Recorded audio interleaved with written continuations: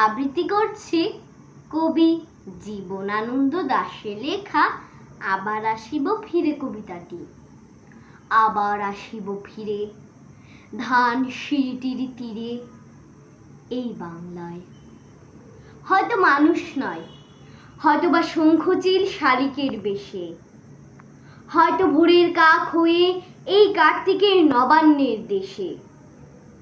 কুয়াশার বুকে ভেসে একদিন আসিব এই কাঁঠাল ছায়ায়, হয়তো বা হাঁস হব, কিশোরীর ঘুঙুর রহিবে লাল পায়।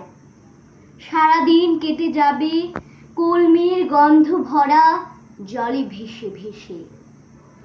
আবার আসিব আমি বাংলার নদী মাঠ ক্ষেত ভালোবেসে, জলাঙ্গি ঢেউয়ে ভেজা বাংলার এ সবুজ করুণ ডাঙায়।